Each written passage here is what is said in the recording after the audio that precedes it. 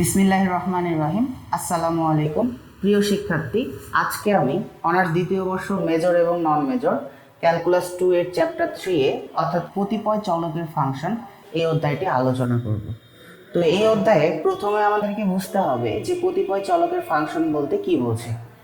আমাদের একের অধিক চলক বিশিষ্ট ফাংশনকে আমরা বলবো কতিপয় চলকের ফাংশন। অর্থাৎ কতিপয় চলকের ফাংশন বলতে আমরা বুঝবো 2 চলকের ফাংশন, 3 চলকের ফাংশন বা আরও বেশি চলকের ফাংশন।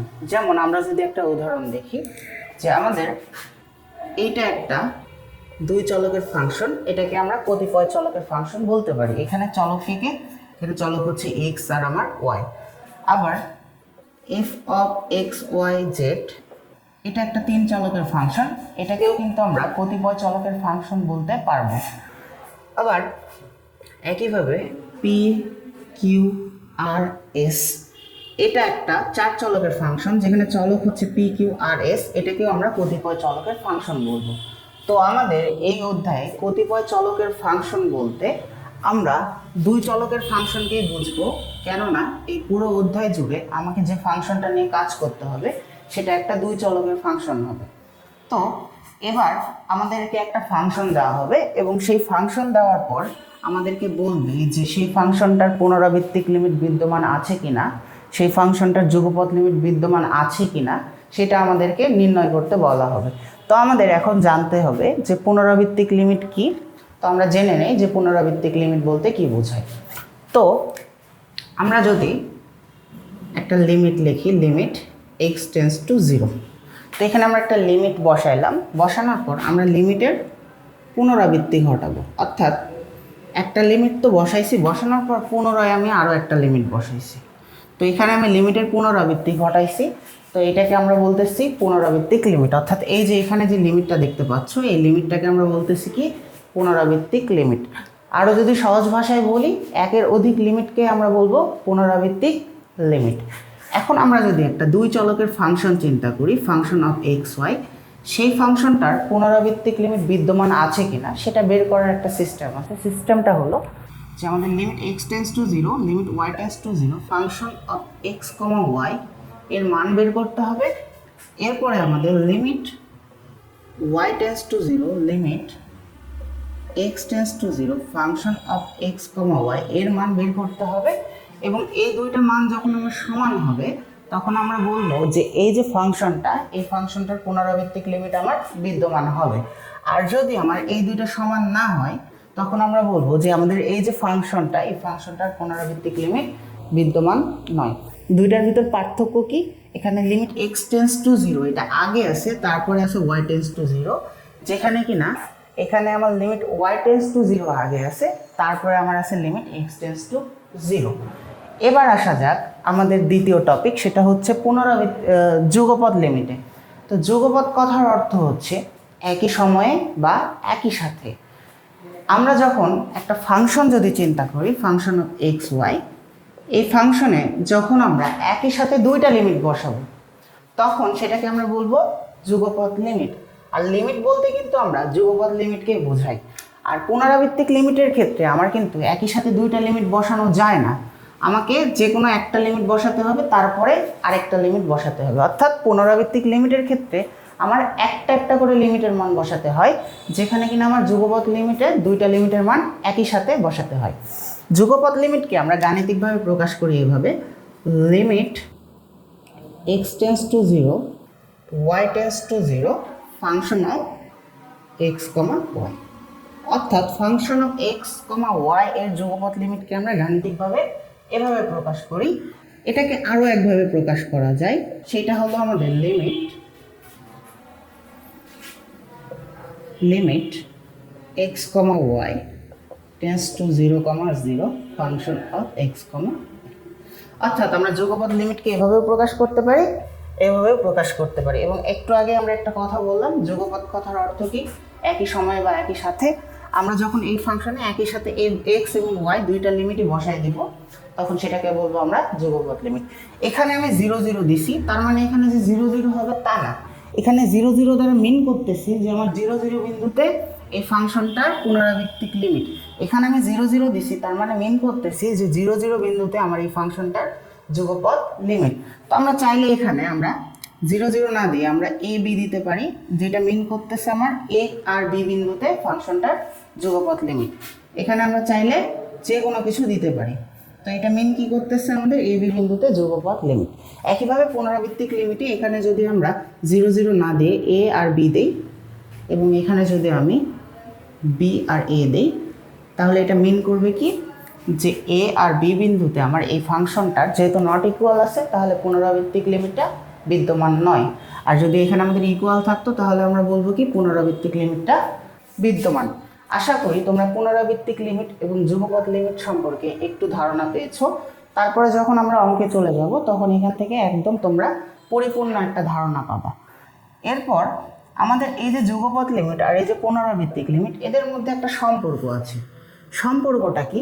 আমার যদি কোনো ফাংশনের পুনরাবৃত্তিক লিমিট বিদ্যমান না হয়, তবে ওই ফাংশনের কিন্তু যুগপৎ লিমিটটাও বিদ্যমান হবে না।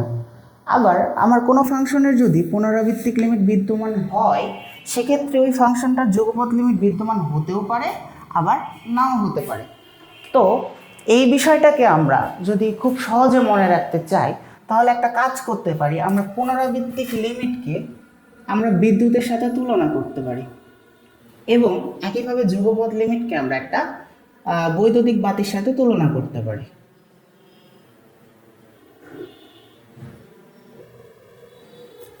আচ্ছা, তাহলে এইভাবে তুলনা করে আমরা কিভাবে সহজে মনে রাখবো?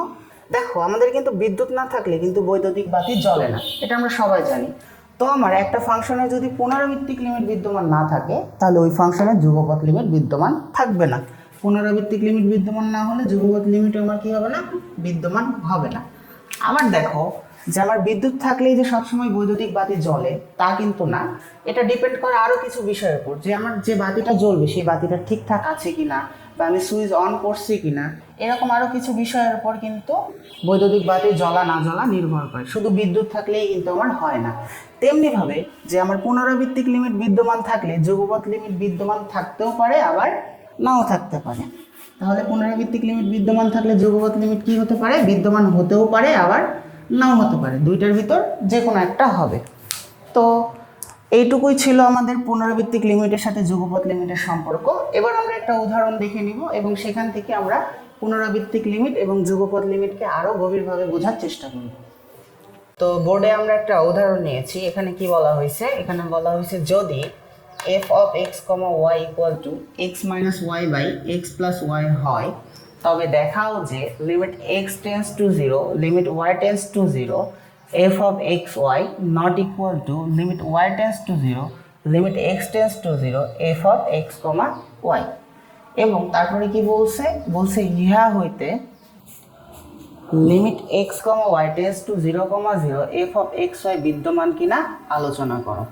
তো এই অঙ্কে আমাদের প্রথমত দেখাইতে হবে কি এইটা আর এইটা সমান নয়। তো প্রথমে আমরা এইটুকু অংশের মান বের করি এবং তারপরে আমরা এই অংশের মান বের করব এবং তারপরে আমরা দেখাবো যে এইটা আর এইটা হচ্ছে আমাদের সমান না। তাহলে প্রথমে আমরা বাম অংশের মান বের করি। ওখানে কি লেখা আছে? ওখানে লেখা আছে limit x tense to 0, limit y tense to 0, f of x, y। এবার আমরা f of x, y এর মানটা আমরা বসাই দেব। তাহলে limit x tense to 0, limit y tense to 0, f of x, y এর মান কত আমাদের? x minus y by x plus y, x minus y by x plus y। এবার আমরা limit x tense to 0, y এর লিমিটটা এখানে বসাই দেব। কেন y এর লিমিট এখানে বসাবো? x এর লিমিট কেন বসালাম না? একটা ফাংশনের কাছাকাছি যে লিমিটটা থাকে সেই লিমিটের মানটা আমাকে আগে বসাতে হয়। তো আমার এই ফাংশনটার কাছাকাছি কিন্তু y এর লিমিটটা আছে, যার ফলে আমি কিন্তু প্রথমে y এর লিমিটটা আগে বসাবো। তো আমি যদি y এর জায়গাতে 0 বসাই দিই, তাহলে যেটা হবে x minus 0 by x plus 0, limit x tense to 0। এখন x এর থেকে 0 বাদ দিলে xই হয়, আবার x এর সাথে 0 যোগ করলে x হয়। তাহলে আমার উপরে থাকতেছে x এবং নিচে আমার কত থাকতেছে? নিচেও আমার থাকতেছে x। এক্স বাই এক্স সমান কত হয়? এক্স বাই এক্স সমান হয় আমাদের 1। এখন আমরা এক্স এর লিমিটটা বসাবো, কিন্তু আমাদের এখানে কোনো এক্স নাই, শুধুমাত্র একটা ধ্রুবক 1 আছে। তো যেহেতু আমার এক্স নাই, তাহলে আমাদের এক্স এর লিমিটটা বসানোর কিন্তু কোনো দরকার নাই। তো ফাইনালি এখান থেকে আমরা লিমিটের যে ভ্যালুটা পাচ্ছি সেটা হচ্ছে আমাদের 1। এবার আমরা এইটুকু অংশের মান বের করি। তো এইটুকু অংশে আমাদের কি বলছে? এইটুকু আমাদের অংশে বলছে limit y tends to 0, limit x tends to 0 f of x, y। এবার আমরা f অফ x y এর মানটা বসায় দিব। Limit y tends to 0, limit x tends to 0 x minus y by x plus y। এবার আমরা x এর লিমিটটা যেহেতু ফাংশনের কাছাকাছি আছে, তাহলে আমরা x এর লিমিটটা এবার আমরা আগে বসাবো। তাহলে আমাদের কি থাকতেছে? Limit y tends to 0, x এর জায়গাতে আমরা কত বসাবো? 0 বসাবো। 0 minus y by 0 plus y। এখন ঘটনা হচ্ছে 0 থেকে y কে বাদ দিলে কত থাকে? মাইনাস y, এবং 0-এর সাথে y যোগ করলে কি থাকে? Plus y। তো minus y by plus y সমান আমাদের কি হয়? মাইনাস 1 হয়। তাহলে এখান থেকে আমরা পাচ্ছি কত? এখান থেকে আমরা পাচ্ছি লিমিট x টেন্ডস টু 0। আচ্ছা, এটা আমি নিচে লিখি, নিচে যেহেতু জায়গা আছে। Limit y tends to 0 minus 1। এখন আমরা এখানে কি করব? এখানে আমরা y এর লিমিটটা বসাই দেব, এখানে ব্র্যাকেটটা না দিলেও হবে আর কি। তো এবার আমরা কিন্তু y এর লিমিটটা এখানে বসাই দেব, কিন্তু আমাদের এখানে কোনো y নেই, আগের মতোই। এখানে কোনো x ছিল না, এখানে কিন্তু আমাদের কোনো y নেই, যার ফলে এখান থেকে আমরা লিমিটের মানটা কত পাবো? মাইনাস 1ই পাবো। আর নিচে লিখে দিই। তো আমরা যেটা দেখলাম, আমাদের limit x tends to 0, limit y tends to 0 f of x y এর মান পাইলাম আমরা 1, এবং limit y tends to 0, limit x tends to 0 f of x y এর মান কত পাইলাম? মাইনাস 1। অর্থাৎ একটার মান আমরা পাইছি প্লাস 1, আর একটার মান আমরা পাইছি মাইনাস 1। তাহলে আমরা কিন্তু অলরেডি দেখায় ফেললাম যে আমাদের এইটা আর এটা সমান না। তো আমাদের এখানে কিছু কথা লিখে দিতে হবে, সেটা আমরা একটু যদি লিখি, তাহলে এই পাশে লিখতেছি যে যেহেতু, আচ্ছা সুতরাং, সরি এখানে হবে সুতরাং limit x tends to 0, limit y tends to 0 f of x, y not equal to limit y tends to 0, limit x tends to 0 f of x, y। অর্থাৎ এই দুইটা আমাদের সমান না। এখন এই দুইটা সমান না হওয়ার অর্থ কি? দেখো, limit x tends to 0, limit y tends to 0 function of x, y not equal to limit y tends to 0, limit x tends to 0 function of x, y। এই জিনিসটা মিন করতেছে আমার 0 0 বিন্দুতে এই ফাংশনের পুনরাবৃত্তিক লিমিট বিদ্যমান না। অর্থাৎ এইটা কি মিন করতেছে? এটা মিন করতেছে 0 0 বিন্দুতে এই ফাংশনটার পুনরাবৃত্তিক লিমিট বিদ্যমান না। আচ্ছা, এখন আমাদের এই অঙ্কের দ্বিতীয় অংশে কি বলছে? যে ইহা হইতে এত বিদ্যমান কিনা আলোচনা করো। তো এই জিনিসটাকে কি বোঝাচ্ছে? এই জিনিসটা বোঝাচ্ছে আমাদের 0 0 বিন্দুতে এই ফাংশনটার পুনরাবৃত্তিক লিমিট। অর্থাৎ আমাদের দেখো এখানে কি পাইলাম? এখানে আমরা পাইলাম পুনরাবৃত্তিক লিমিটটা বিদ্যমান না। আর এখানে আমাদের কি বের করতে বলছে? এখানে বের করতে বলছে যুগপৎ লিমিট বিদ্যমান কিনা আলোচনা করো। আমরা একটু আগেই দেখলাম যে আমাদের একটা ফাংশনের পুনরাবৃত্তিক লিমিট যদি বিদ্যমান না থাকে, তাহলে ওই ফাংশনের কিন্তু যুগপৎ লিমিটও বিদ্যমান থাকবে না। যেহেতু আমাদের এটা বিদ্যমান হলো না, তার মানে আমাদের এইটাও কিন্তু বিদ্যমান হবে না। তাহলে আমরা ওই কথাটা একটু লিখে দিই।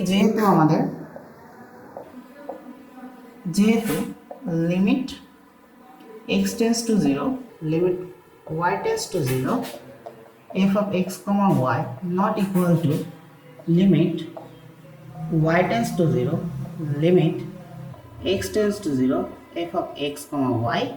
সুতরাং আমাদের এটা বিদ্যমান হবে না।